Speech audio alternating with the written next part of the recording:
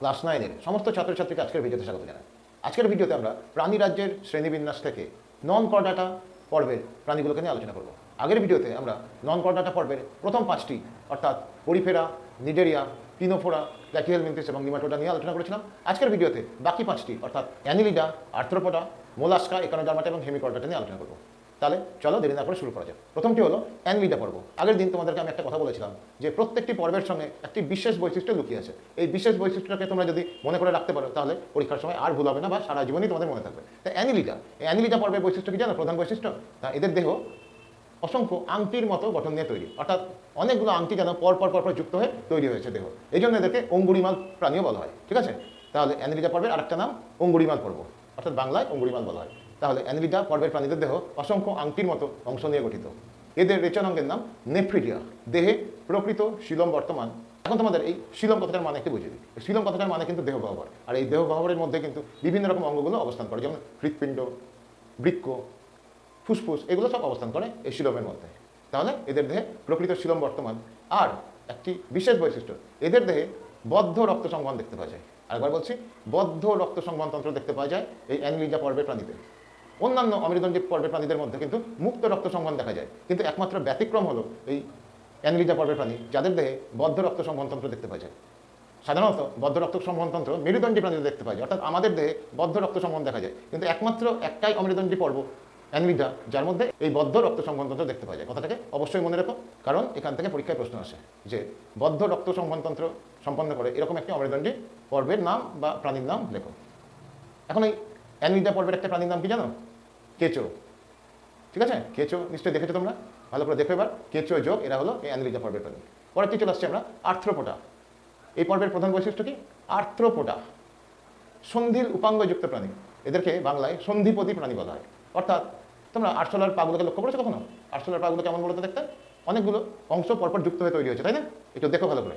এগুলোকে বলা হয় সন্ধি, অর্থাৎ অনেকগুলো পায়ের যোগফল, সন্ধি পদি। সন্ধি প্লাস পদি, অর্থাৎ পাগুলো পরপর যুক্ত। পদি কথার মানে পা, সন্ধি পরপর পাগুলো যুক্ত, অর্থাৎ এটা ঠিক পা হয় না, উপাঙ্গ। তাহলে এদের সন্ধির উপাঙ্গ বর্তমান। দেহ কাইটিন নির্মিত বহিঃকঙ্কাল দ্বারা আবৃত।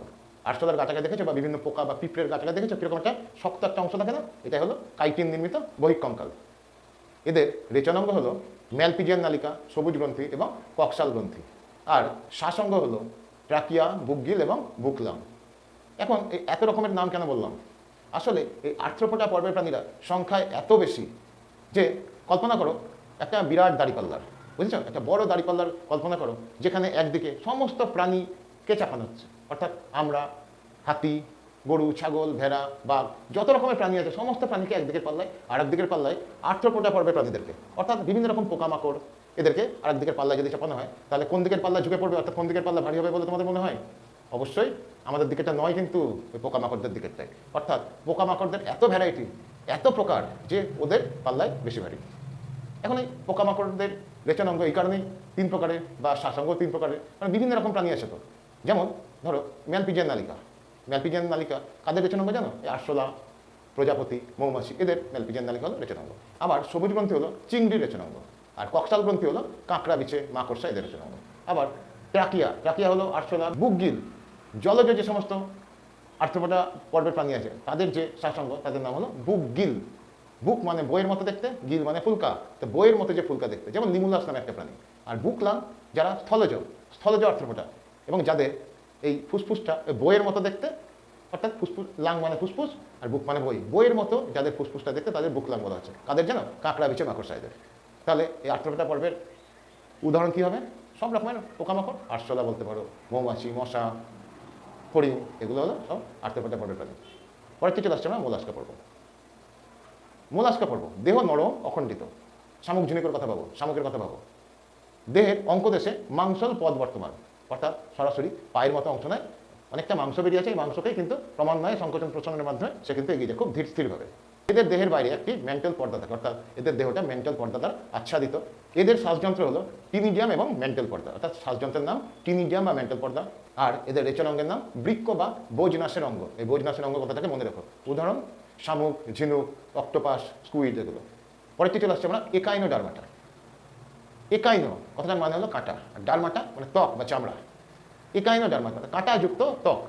তাহলে এদেরকে বলা হয় কণ্টকত্বকী প্রাণী, অর্থাৎ এদের গায়ে অসংখ্য কাঁটা বর্তমান বলে এদেরকে কণ্টকত্বকী প্রাণী বলা হয়। তাহলে এই পর্বের একটি বিশেষ বৈশিষ্ট্য হলো এদের ত্বকে কাঁটা বর্তমান, অর্থাৎ এই জন্য এদেরকে কণ্টকত্বকী প্রাণী বলা হয়। এদের দেহে জল সংবহন তন্ত্র উপস্থিত, কথাটাকে মনে রাখো, পরীক্ষায় প্রশ্ন আসে কিন্তু। তাহলে এদের দেহে জল সংবহন তন্ত্র বর্তমান, আর এদের গমনাঙ্গের নাম হলো নালীপদ, এটাকেও খুব ভালো করে মনে রাখো। তাহলে এদের গমনাঙ্গের নাম কি? না, নালীপদ। তাহলে এখানেডার্মাটা পর্বের উদাহরণ কি? তারা মাছ, সমুদ্র, শশা, এগুলো। লাস্ট চলে আসছে আমরা হেমিকর্ডাটা পড়বো। দেহ প্রোবসিস, কলার ও ট্রাঙ্ক নিয়ে গঠিত। প্রোবসিস অর্থাৎ মাথার মতো অংশটা, কলার গলা, ট্রাঙ্ক মানে গোটা দেহটাকে বোঝাচ্ছে। তাহলে দেহ প্রোবসিস, কলার ও ট্রাঙ্ক নিয়ে গঠিত। গলবিলের পাশে ইউ আকৃতির ফুলকা ছিদ্র বর্তমান। ফুলকা ছিদ্র মাছের মতো যেরকম, হ্যাঁ, তাহলে গলবিলের পাশে ইউ আকৃতির ফুলকা ছিদ্র বর্তমান। উদাহরণ হলো বেলানো গসাস। আজকের ভিডিওটা এই পর্যন্ত। তোমাদের যদি ভিডিওটা ভালো লেগে থাকে তাহলে অবশ্যই লাইক করো, আর যারা আমার চ্যানেলে নতুন সাবস্ক্রাইব করে বেল আইকনটাকে প্রেস করে দিও। তবে যাবার আগে তোমাদের কাছে আমার দুটি প্রশ্ন, যে প্রশ্নের উত্তরগুলি তোমরা সবাই কমেন্ট করে জানিও। প্রথম প্রশ্নটি হলো চিংড়ির রেচন অঙ্গের নাম কি? আরেকবার বলছি, চিংড়ির রেচন অঙ্গের নাম কি? দ্বিতীয় প্রশ্নটি হলো বদ্ধ রক্ত সমূহ দেখতে পাওয়া যায় এমন একটি অমেরুদণ্ডী প্রাণীর নাম বলো। আরেকবার বলছি, বদ্ধ রক্ত সমূহ দেখতে পাওয়া যায় এরকম একটি অমেরুদণ্ডী প্রাণীর নাম বলো। উত্তর দুটি তোমরা অবশ্যই কমেন্ট করে জানিও।